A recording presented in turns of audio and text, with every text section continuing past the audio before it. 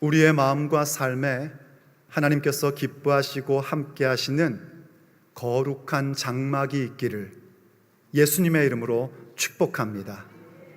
그곳에서 하나님께 합한 마음, 그 마음을 가다듬으며 지켜감이 우리의 신앙 여정이 되고 마침내 우리의 인격이 될 줄로 믿습니다. 하나님께서는 모세를 불러 그에게 하나님과 그의 백성이 함께할 장막을 지으라고 그 설계도를 보여주셨습니다. 그 장막은 성경에서 이르기를 거룩한 곳이다, 거룩한 천막이다 하여 성막이라고도 하고요, 또 혹은 모이는 천막이다 하여 회막이라고도 합니다.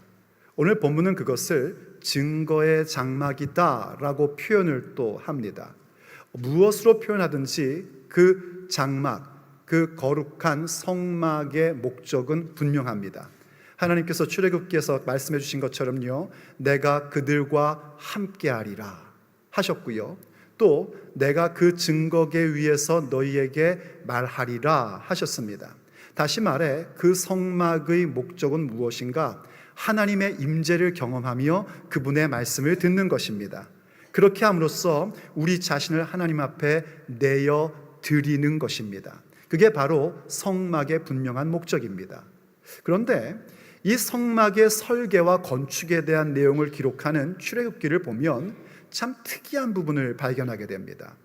그 설계와 그 건축의 내용이 똑같은 것임에도 불구하고 두 번을 반복하고 있다는 점입니다. 그저 설계를 주실 때에 자세하게 기록해 놓고 그 다음에 이 설계대로 지었다 하면 끝날 문제인데, 그렇지 않고 설계에 대한 거 자세히 기록해 주시고 또 뒷부분에 그 건조에 대한 부분들을 순서만 살짝 바뀌어서 또 동일하게 자세히 가르쳐 주고 있습니다. 똑같은 내용입니다. 그런데 그 두 가지의 내용 그 중간에 어떤 말씀이 기록되어 있냐면 이른바 황금 송아지 숭배 사건이 기록되어 있습니다. 바로 우리 가운데 끊어내어야 할 마음의 그 사건, 그것을 기록해 주고 있습니다. 바로 그렇게 성막의 설계와 건조의 중간 가운데에 우리가 끊어내야 할 마음이 무엇인지를 보여주는 그 사건을 기록해 줌으로써 하나님의 그 장막, 거룩한 장막의 또 하나의 중요한 목적과 기능을 우리에게 얘기해 줍니다. 그것은 바로 하나님의 성막은 하나님과 그렇게 하나님의 임재와 말씀을 들으며 교제하는 자리일 뿐만이 아니라 우리의 그 잘못돼 있는 마음들을 끊어내고 아버지 앞에 돌아와 회개하고 회복하는 자리임을 가르쳐 주는 것입니다. 정리하자면 성막이란 하나님의 임재와 그분의 말씀 앞에 나 자신을 돌아보며 회개하고 회복을 갖는 자리, 그것이 바로 증거의 장막입니다. 이런 성막을 오늘 본문은 증거의 장막이라고 표현하는데, 그때 그 증거라는 말은 무엇에 집중케 하는 것이냐면 그 성막의 중심에 있는 언약궤를 기억하게 하는 말입니다. 언약, 그것은 바로 하나님과 우리 사이가 뗄래야 뗄 수 없는 관계임을 표현하는 것이 언약이라는 겁니다. 그래서 하나님만이 우리의 아버지가 되시고 우린 그분의 자녀임을 확인하고 그 모습을 결정짓는 겁니다. 그게 바로 증거의 장막의 표현 가운데 있는 내용입니다. 또 한 번 다시 정리하자면 그 증거의 장막, 성막이란 무엇인가? 하나님의 임재를 경험하고 그분의 말씀을 듣고 그 말씀 앞에 내가 회개하며 회복을 가져 내가 하나님의 자녀임을, 하나님의 사람임을 재확인하고 다시 한번 결단하는 자리입니다. 다시 말해 지금 이 자리가 바로 그렇게 증거의 장막이 되고 있는 것입니다. 스데반은 오늘 우리뿐만이 아니라 자기 앞에 자신을 고소한 사람들에게 분명하게 말해줬습니다. 비록 광야 교회가 되었음에도 불구하고 여전히 끊어내어야 할 마음이 그들에겐 있었음을 바로 그 앞부분에서 확인해 줬었습니다. 그리고 우리는 그 메시지를 들었었습니다. 그리고 이어서 무슨 얘기를 해주냐면 이 증거의 장막이라는 표현을 우리에게 주고 그 증거의 장막이 어떻게 건조되었으며 어떤 기능을 했고, 그리고 다윗과 솔로몬은 그 증거의 장막의 목적을 얼마나 사모했는지를 생각하게끔 만들어줍니다. 그렇게 함으로써 이 증거의 장막 가운데 우리가 꼭 해야 할 것은 하나님께서 원하시는 그 마음, 하나님께 합한 마음을 가다듬고 지켜가야 할 자리임을 그 메시지로 주고 있습니다. 그렇다면 과연 우리가 이 자리에 함께 모여서 하나님께서 원하시는 마음, 하나님께 합한 마음, 우리가 가다듬어야 할 그 마음은 어떤 마음일까요? 오늘 본문은 그 마음들 가운데에 순종과 동행, 그리고 응답이라는 부분으로 우리에게 그 메시지를 주고 있습니다. 우리가 증거의 장막 가운데서 가다듬어야 할 마음, 그 첫 번째는 순종의 마음입니다. 하나님은 우리가 주님 앞에 순종의 마음을 가다듬고 이 마음을 지키기를 원하십니다. 이 성막의 출발부터가 바로 그 순종의 표현이었습니다. 그렇기 때문에 우린 증거의 장막을 생각하고 그 증거의 장막 가운데 거할 때마다 하나님 앞에 순종의 마음을 가다듬고 그것을 구할 줄 알아야 됩니다. 모세가요, 바로 이 증거의 장막을 만든 것이 바로 그렇게 하나님께서 지시하신 대로, 말씀하신 대로, 보여준 대로 건조하였음을 오늘 본문 44절이 이렇게 이야기를 합니다. 44절을 보시죠. 광야에서 우리 조상들에게 증거의 장막이 있었으니 이것은 모세에게 말씀하신 이가 명하사 그가 본 그 양식대로 만들게 하신 것이라 하고 기록해 줍니다. 광야에서 우리 조상들에게입니다.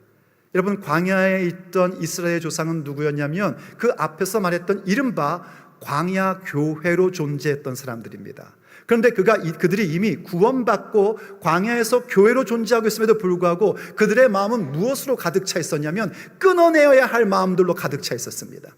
여전히 이집트 옛 가치를 붙잡고 있는 마음이었었고, 자기의 손으로 이룬 것을 자랑하며 기뻐하는 마음이었고, 자신의 미래들을 자신의 손으로 움켜쥐고자 하는 마음, 그런 마음으로 가득한 사람들이었고 그 마음을 따라 살던 사람들이었습니다. 그런데 그들에게 하나님께서 무엇을 주셨는가? 증거의 장막을 주셨다는 겁니다. 그래서 그 증거의 장막 가운데 비록 그렇게 헛된 마음 갖고 헛된 짓 했지만 그 증거의 장막 가운데 와서 나의 하나님이 누구신지, 우리가 어떤 정체성을 갖고 살아야 하는지 그것을 다시 한번 확인하고 그렇게 주님과의 회복을 갖는 증거의 장막을 주셨단 말입니다. 그런데 그때 그 증거의 장막이 어떻게 만들어졌는가? 모세가 그 백성들을 사랑하여 모세의 아이디어로 만든 게 아니란 말입니다. 하나님께서 명하신 대로, 하나님께서 말씀하시고 보여주신 대로 짓게 하였고, 그렇게 모세는 하나님이 말씀하시고 보여주신 대로 순종하며 증거의 장막을 지었습니다. 그것이 중요합니다. 그래서 증거의 장막을 생각할 때 우리는 언제나 이 순종의 마음을 생각해야지 되고, 증거의 장막을 확인하며 그 가운데 거할 때마다 순종의 마음을 하나님께 구하며 그것을 가다듬으며 지켜가야 하는 것입니다. 하나님은 우리에게 순종의 마음을 원하십니다. 순종하기 원하십니다. 순종이 없이는 어떠한 하나님의 일하심도 경험할 수 없습니다.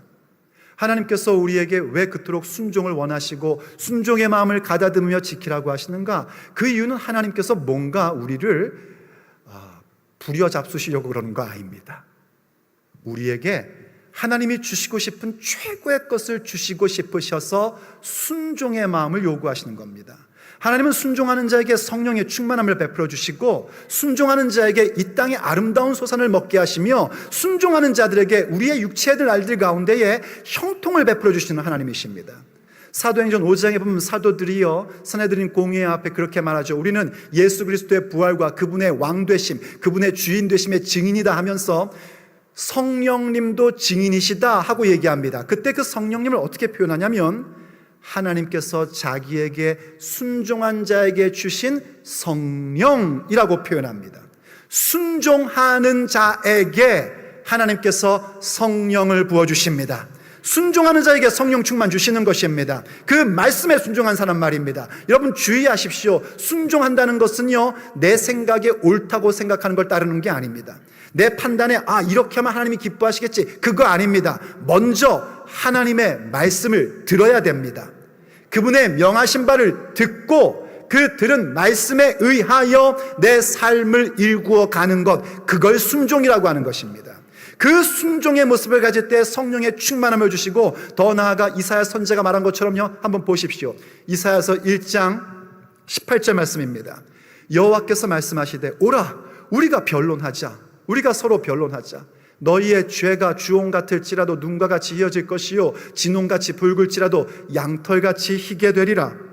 너희가 즐겨 순종하면 아름다운 소산을, 땅의 아름다운 소산을 먹을 것이다. 약속해주고 계신 것입니다.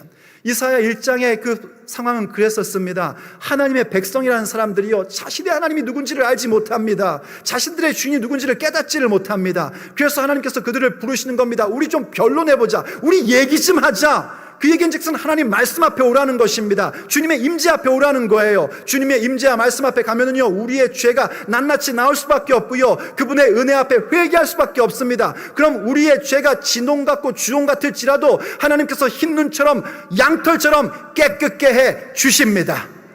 그게 하나님의 약속입니다. 그래서 그 약속을 믿고 즐겨 순종하면 곧 나의 삶의 증거의 장막을 만들고 그분 앞에 나의 모든 헛된 마음을 끊어버리고 그렇게 나아가면 주께서 이 땅의 아름다운 소산을 먹게 하십니다. 이 땅의 아름다운 소산, 주께서 먹게 하시겠다고 약속하신 겁니다. 어디 그뿐입니까? 여호수아서 1장을 보면요, 하나님께서 여호수아에게 말씀하셨죠. 너는 이 율법책을 주야로 묵상하고 그 가운데 기록된 것을 지켜 행하라. 좌로나 우로나 치우치지 말아라. 네가 어디로 가든지 형통하리라.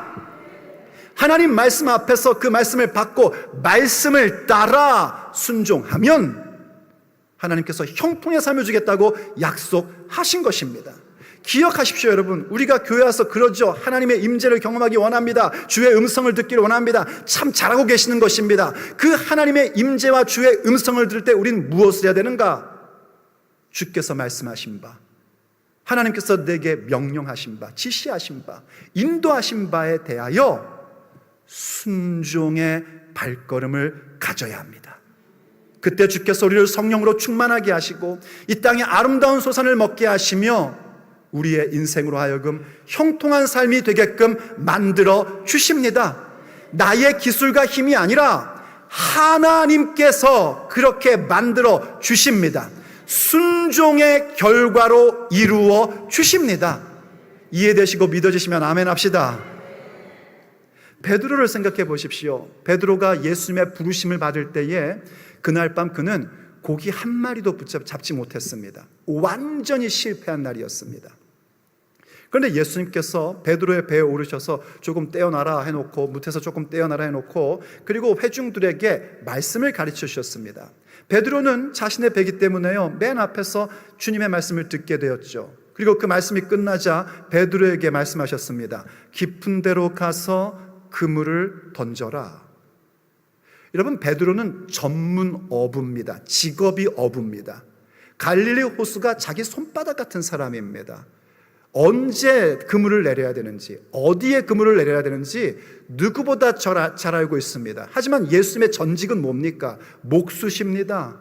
목수가 어떻게 물고기 잡는 거에서 아나 하고 반문할 수 있지만 베드로는 그렇게 하지 않았었습니다. 이유는 무엇입니까? 지난밤의 실패 때문입니다. 그리고 지금 주님이 말씀하신 것을 들었기 때문입니다. 그가 고백하죠. 밤새 그물을 내렸지만 한 마리도 잡지 못했습니다. 나 완전히 실패했습니다. 하지만 말씀을 의지하여 그물을 내립니다. 그때 그물이 찢어질 정도로 물고기를 잡게 되었고 옆에 있는 동료의 보트를 부를 만큼 많은 물고기를 잡게 된 것입니다. 여러분 보십시오. 베드로가 지난밤 실패했던 것, 그게 실패입니까? 아니요. 하나님의 기적을 체험하는 기회가 됐던 것입니다. 여러분의 인생에 실패가 있습니까? 지난밤 실패하셨습니까? 그게 실패로 끝나지 않습니다. 어떻게 하면은요, 주님이 말씀하신 것을 따라 순종하면 하나님의 놀라운 기적을 경험하게 됩니다. 그날 수많은 물고기를 잡은 것은 베드로의 경험과 기술이 아니라 전적으로 주님의 말씀에 순종한 결과였습니다. 우리에게 이것 주고 싶으셔서, 이 체험 주고 싶으셔서 증거의 장막에 모일 때마다 순종의 마음을 가다듬고 그 마음을 지키라고 오늘 우리에게 명하고 계십니다. 바로 그때에 우리는 순종의 마음을 가다듬으며 지켜나갈 때에 우린 언제나 우리와 함께 하시는 하나님의 은혜를 경험하게 됩니다. 그때 우리가 또 가다듬고 지켜야 할 마음은 무엇인가? 둘째로 동행의 마음입니다. 하나님과 동행하는 그 마음을 언제나 우리 곁에 있는 증거의 장막 가운데에서 그 장막을 바라보며 가다듬고 지켜나가야 합니다. 왜냐하면 하나님 앞에 순종한다는 것은 한번 해보는 것이 아니기 때문입니다. 여러분, 우리 그런 얘기하지 않습니까? 나 그거 한번 해보고 싶어. 예를 들어 나 스카이다이빙 한번 해보고 싶어. 순종은 그게 아닙니다. 순종은 우리의 삶의 내용인 것입니다. 날마다 하나님과 동행하는 삶을 사는 것입니다. 그렇기 때문에 우리는 순종의 마음과 동시에 함께 따라와야 할, 우리가 가다듬고 지켜야 할 마음이 동행의 마음이라는 사실을 항상 기억하고 그 마음을 지키셔야지 됩니다. 그 부분에 대해 오늘 본문 45절은 이렇게 설명을 해줍니다. 우리 조상들이 그것을 받아 하나님이 그들 앞에서 쫓아내신 이방인의 땅을 점령할 때에 여호수아와 함께 가지고 들어가서 다윗 때까지 이르니라 하고 이야기해주고 있습니다. 다시 말해 그 증거의 장막은 모세 때 광야에서만 있었던 장막이 아니란 말입니다. 여호수아가 약속의 땅에 들어올 때에도 함께 가지고 들어왔고, 그들이 그 약속의 땅 가운데, 삶의 터전 가운데에 싸우고 승리할 때도 언제나 그 증거의 장막은 중심이었고, 그 약속의 땅을 기업으로 나눌 때에도 증거의 장막 앞에서 그들은 기업을 나누었단 말입니다. 다시 말해 그들의 삶의 중심은 항상 증거의 장막이 중심이었던 것입니다. 그렇게 함으로써 하나님은 이 백성들 가운데 거하시는 하나님, 우리와 함께 하시는 하나님이라는 사실을 확인하고 또 확인하며 살아갔습니다. 우리에게도 마찬가지입니다. 그 증거의 장막이 우리 가운데 있다는 것은 무엇을 말하는 것인가? 하나님의 함께 하심을 확인하고 그렇게 함으로 이 동행의 마음을 늘 가다듬으며 살아가는 것입니다. 물론 이스라엘 백성이요, 그렇게 약속의 땅에 들어오고 다윗의 때까지 늘 하나님 앞에 동행의 마음을 가지고 그걸 지키고 그렇게 살았던 것은 아닙니다. 증거의 장막이 그들 가운데 있음에도 불구하고 그들은 자주 우상을 숭배하며 하나님을 거역하고 떠났던 적이 있었습니다. 사사기를 읽어보시면 압니다. 그런데 그럴 때마다 하나님은 어떻게 하셨는가? 자기 백성이기에 그들을 근실히 징계하시고 다시금 하나님과의 동행의 마음을 갖도록 그들을 이끌어 오셨습니다. 때로는 증거의 장막을 중시하고 동행의 형식은 가졌지만 그 마음을 잃어버리고 살 때도 있었습니다. 한 번은요, 하나님과의 동행의 형식을 가지고 언약궤를 가지고 전쟁터에 나갔다가 그 동행의 마음이 없는 상태이기에 오히려 그 언약궤를 적군에게 빼앗기는 수모를 겪은 적도 있었습니다. 왜냐하면 동행이란 형식이 아니라 마음이기 때문입니다. 형식은 그 마음을 담는 그릇입니다. 빈 그릇 갖고는 안 됩니다. 그릇도 중요하죠. 하지만 그릇에 반드시 내용이 담겨져 있어야 됩니다. 동행의 마음을 가지고 동행의 의식을 치를 줄 알아야지 됩니다. 그런데 중요한 핵심은 뭐냐면 하나님께서 여러 가지 방법으로 그 백성들로 하여금 하나님과의 동행의 마음을 갖게 하실 때, 그래서 그들이 그 동행의 마음을 가다듬고 지킬 때에는 항상 하나님이 그들의 대적을 그들 앞에서 쫓아내셨다는 사실입니다. 우리의 인생에서도 마찬가지입니다. 하나님께서는 우리의 삶에서 동행의 그 마음을 항상 가다듬고 간직하며 나갈 때에 우리의 인생의 대적이 무엇이든지 그 모든 대적들을 전부 다 쫓아내십니다. 여러분, 저는 여러분들이 그 동행의 마음을 가다듬는 자리가 이 자리이기를 간절히 원합니다. 이 새생명교회 예배당이 하나님 앞에 순종의 마음을 가다듬고 동행의 마음을 가다듬는 자리가 되어서 하나님이 우리의 인생 가운데 어떠한 대적이든지 어떠한 문제든지 해결해 주시고 풀어주시고 모든 대적을 내쫓는 역사, 그 역사를 체험할 수 있는 그런 자리이기를 원합니다. 그러니 여러분, 이곳에 오는 것이요, 혹시 그저 여기에만 하나님이 계신 자리라니 하고 생각하시면서 오시면 안 됩니다. 뭐 이를테면은 이런 거 있지 않습니까? 예배당에 와가지고 하나님 그동안 안녕하셨습니까? 저도 잘 지냈습니다. 이런 것도 해주시고 저런 것도 해주시고 참 감사합니다. 그런데 여전히 저는 이런 것도 필요하고 저런 것도 필요하네요. 이루어 주시옵소서. 그리고 하나님 안녕히 계세요. 다음 주일날 또 뵙겠습니다. 무슨 말인지 이해가 되십니까? 그거 하는 자리 아닙니다. 우리가 지금 이 자리에 온 것은요, 우리의 삶 속에 함께 계신 하나님, 그럼에도 불구하고 자꾸 잊어버려서 내 멋대로 살았었는데 다시 한번 그분은 백성 가운데 거하시는 하나님이시요, 나의 일상 가운데 늘 함께 하시는 하나님이라는 사실, 그 동행의 마음을 가다듬기 위함입니다. 그러면 하나님이 그분의 함께 하심을 드러내어 보여주십니다. 우리의 삶의 자리 가운데에 하나님의 함께 하심을, 동행의 마음을 가다듬는 자들에게 나타내 보여주십니다. 그래서 하나님께서 여호수아에게 내가 너를 형통하게 할 것이다면서 그 여호수아 1장 9절에서 이렇게 말씀하신 겁니다. 우리 같이 한번 읽어보죠. 여호수아서 1장 9절 시작. 내가 내게 명령한 것이 아니냐. 강하고 담대하라. 두려워하지 말며 놀라지 말라. 내가 어디로 가든지 내 하나님 여호와가 너와 함께 하느니라 하시니라.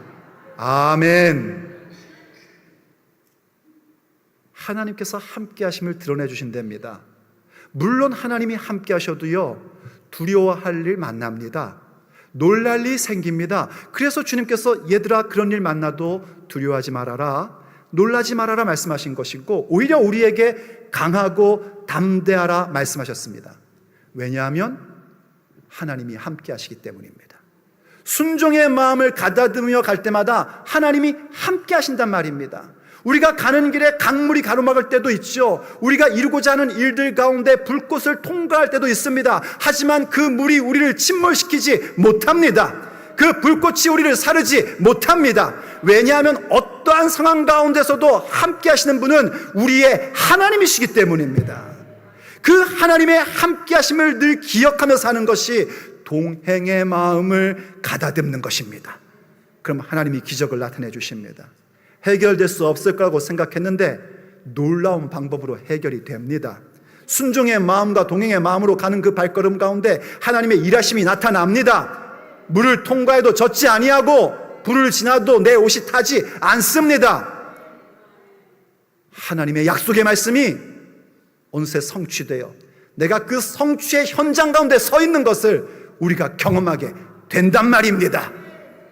그래서 우리는 그때에 하나님 앞에 감사를 드리게 되고 하나님 앞에 경배를 올리게 되며 정말 하나님 앞에 무엇이든지 하고 싶은 그 헌신의 마음, 응답의 마음을 갖게 됩니다.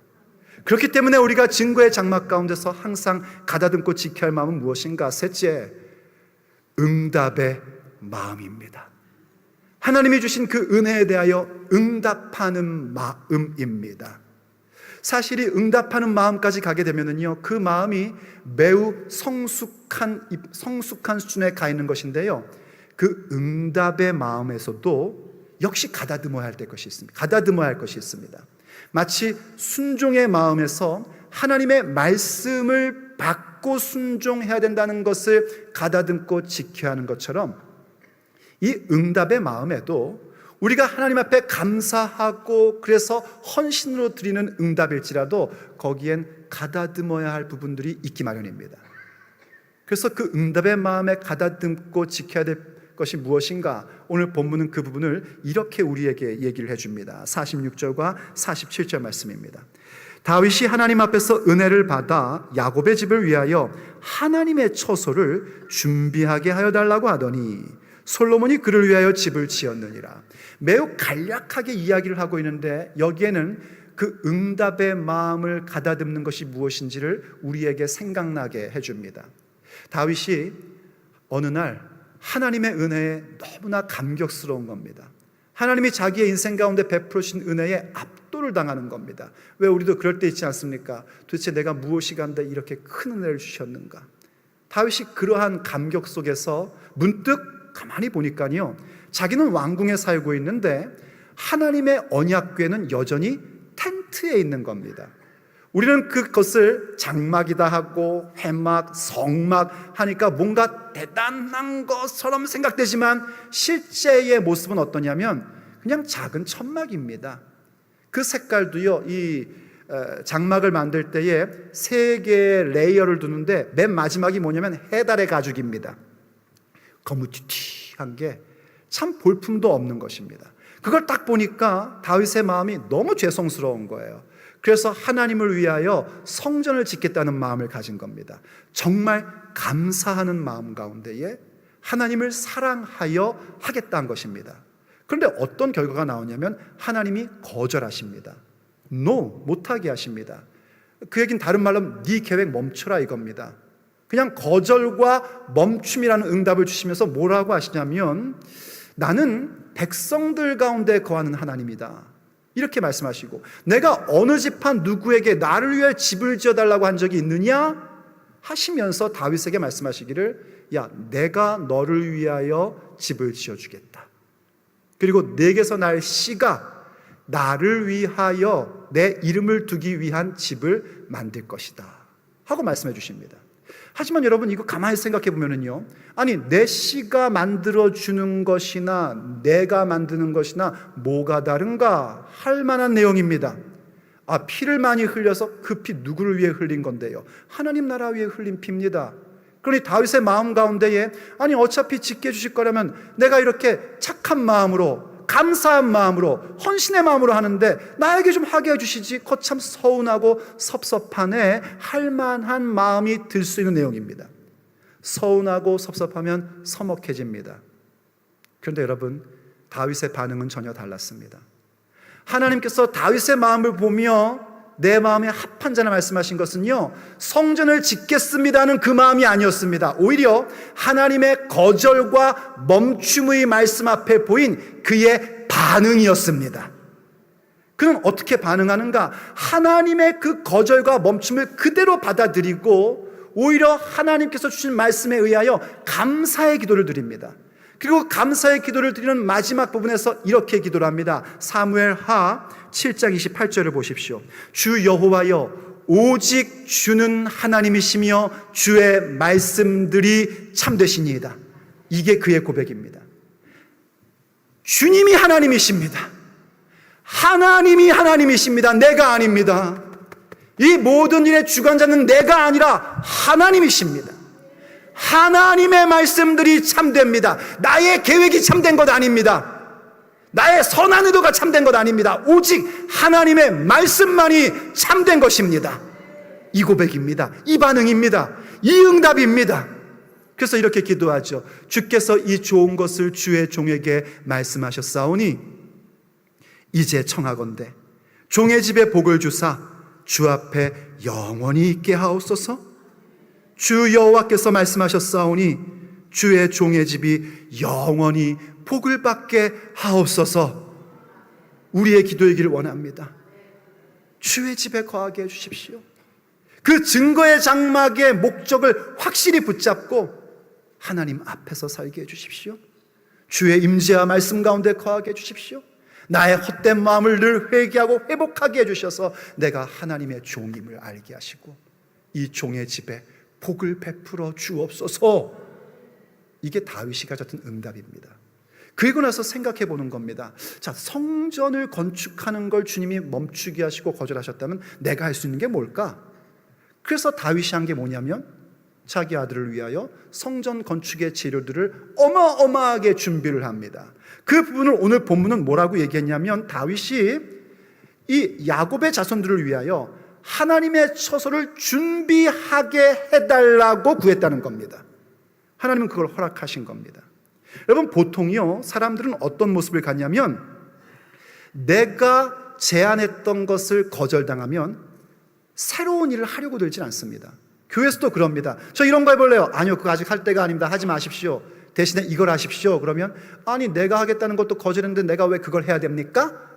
이럽니다. 그런데 그건 응답의 마음이 아닙니다.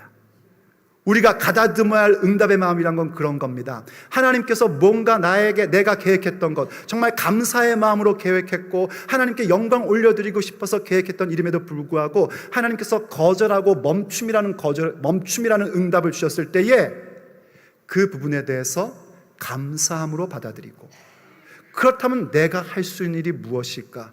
주께 듣게 되고 내게 하라 하신 일에 내 온 힘을 쏟아 붓는 것입니다. 다윗은 그렇게 준비하고 나서 또 뭐라 그럽니까? 내가 이렇게 준비했다는 것이 아니라요, 주님, 우리가 무엇이 간데 나와 내 백성에게 이 모든 것들을 준비하여 하나님께 드릴 능력을 주셨나이까? 하나님만을 바라보고 그분의 능력만을 찬양합니다. 솔로몬도 마찬가지입니다. 그렇게 아름다운 성전을 지어놓고요, 그는 이렇게 말하지 않습니다. 하나님, 내가 이렇게 아름다운 성전 만들었으니까 여기 계셔야 됩니다. 그렇게 말하지 않습니다. 그는요, 오히려 하늘에 하늘들지라도 하나님을 용납하지 못하겠거늘 하물며 내 손으로 지은 이 성전이리까 하나님을 거기에 가둬둘 수가 없단 말입니다. 오히려 그는 그 자리를 자신과 자신의 백성들이 하나님 앞에 기도하는 자리요, 하나님 앞에 회개하는 자리로 인정해달라고 그렇게 주 앞에 기도합니다. 다윗도 솔로몬도 성전을 지으면서 그 가슴 속에 무엇을 간직하고 있었는가? 증거의 장막을 간직하고 있었고 자신들을 내세우는 것이 전혀 없었단 말입니다. 그게 바로 응답의 마음입니다. 이 마음을 가다듬고 주님 앞에 이 마음을 지켜가야 합니다. 어디에서요? 바로 증거의 장막에서요. 사랑하는 여러분, 저는 우리 새생명교회 예배당이 바로 그러한 증거의 장막 되기를 원합니다. 또 여러분의 가정이, 여러분의 직장이, 여러분이 기도하는 그 자리마다 바로 그 증거의 장막, 하나님의 임재와 그 말씀을 체험하는 자리이기를 원합니다. 여러분이 주님의 말씀을 묵상할 때마다 회개하게 되고 회복을 경험하는 그런 증거의 장막 되기를 간절히 원합니다. 증거의 장막을 여러분의 마음과 여러분의 삶에 만드십시오. 그리고 그 증거의 장막 가운데에서 오직 순종으로 인생의 방향을 정하고 주님과의 동행으로 발걸음을 띄우며 응답으로 주께 영광을 올려드리십시오. 그것이 바로 하나님께 합한 마음, 하나님께서 기뻐하시는 마음, 우리가 가다듬고 지켜야 할 마음입니다. 그때 주님은 어느새 우리의 인생의 여정이 그분의 선하신 일이 성취되고 그분의 약속의 말씀이 성취된 그 현장 가운데 서 있는 우리들을 보게 하실 것입니다.